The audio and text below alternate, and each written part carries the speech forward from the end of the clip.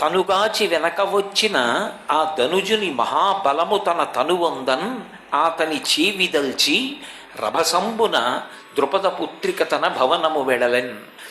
ఆమె వెనకాతలే వస్తున్నటువంటి రాక్షసుడు సూర్యుని చేత పంపబడినటువంటి ఆయన తనలో ఉన్నటువంటి మహాబలం అంతా కూడా ద్రౌపదీదేవిలోకి ప్రవేశించేటట్టుగా ఆయన అనుగ్రహించాడు. ఒక్కొక్క ఉపాధికి ఒక్కొక్క విభూతి. ఆ ధనుజునకు అటువంటి లక్షణం ఉంది. ఆయన దగ్గర ఉన్నటువంటి విశేషమైన బలం ద్రౌపదీదేవి యొక్క శరీరంలోకి ప్రవేశించింది. ఇంత బలం ప్రవేశించగానే కీచకుడు ఊహించలేదు, నేను పట్టుకున్నది ద్రౌపదీదేవి చెయ్యి కాబట్టి ఆమె నా చేతిని విదల్చలేదు అనుకున్నాడు.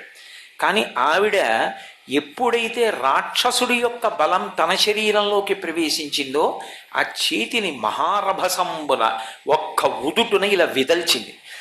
అది ఎంత బలం ఆవిడిలోకి ప్రవేశించిందంటే ఆ విదల్చినటువంటి ఆ ఉద్ధృతికి ఒక్కసారి కీచకుడు ఊగిపోయి కింద పడిపోయాడు.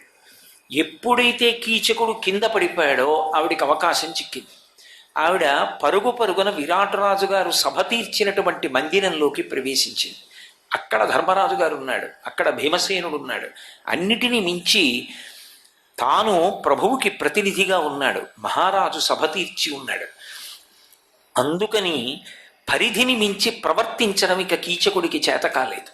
కాబట్టి అప్పటికే ఆ ప్రమాదం తప్పిపోయింది.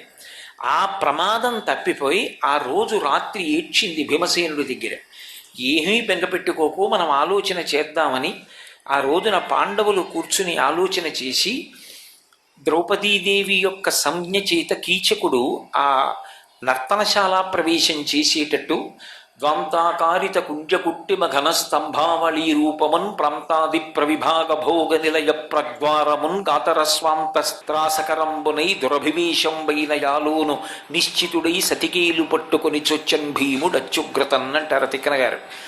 ఆ ద్రౌపదీదేవి చేయి పట్టుకుని భీమసేనుడు నర్తనశాలలోకి ప్రవేశించడం, ద్రౌపదీదేవియే వచ్చిందనుకుని కీచకుడు భీముడితో సంభాషణ చెయ్యడం, భీముడు కీచకుణ్ణి మట్టు పెట్టడం, ఒక్క రాత్రిలో జరిగిపోయే సంఘటనలన్నీ కూడా. కాబట్టి ఆ క్షణంలో నిజంగా ద్రౌపదీదేవికి ఏదైనా కీడు జరగడానికి కానీ లేదా ఆవిడ తన పాతివ్రత్య ప్రకటనం చేయడం కానీ పాండవులు ప్రత్యక్షంగా జోక్యం చేసుకోవడం కానీ జరిగి ఉంటే ఇంత ధర్మాన్ని పట్టుకున్నటువంటి పాండవులు మళ్ళీ 12 ఏళ్ళు అరణ్యవాసానికి వెళ్ళిపోవలసి ఉండేది. అలా వెళ్ళిపోతే ధర్మం అన్న మాటకు అర్థం ఎక్కడుంది? ఇంకా ధర్మాన్ని పట్టుకున్న వాళ్ళు రక్షింపబడతారు అనడానికి ఉత్తర క్షణంలో కాపాడిన వారెవరు అంటే కర్మసాక్షి అయినటువంటి సూర్య భగవానుడు.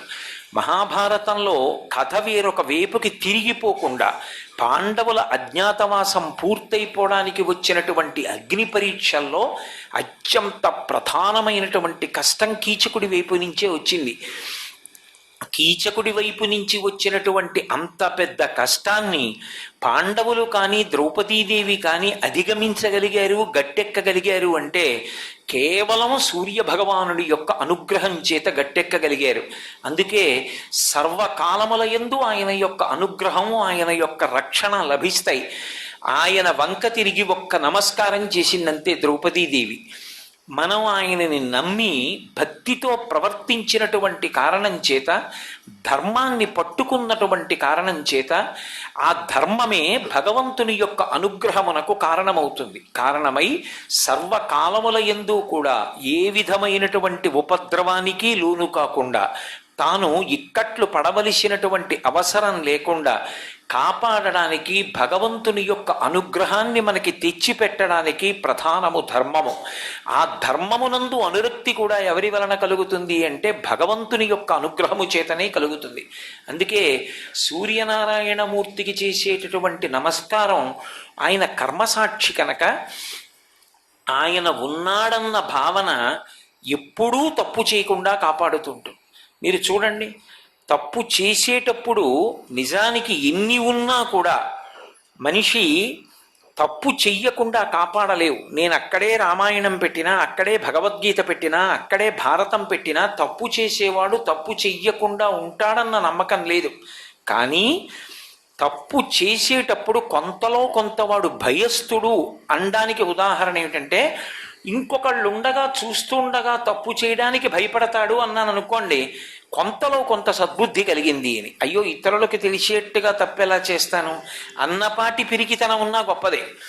అది భగవానుడు ఒకడు ఉన్నాడు అన్నాను అనుకోండి, ఆయన సూర్యుడిగా రాత్రి చంద్రుడిగా చూస్తూనే ఉన్నాడు నువ్వేం చేస్తున్నావు అంటే, ఇప్పుడు ఆయన చూస్తే ఏమవుతుంది అంటే ఆయన చిత్రగుప్తుడై వ్రాసుకుంటాడు చేసిన పనిని.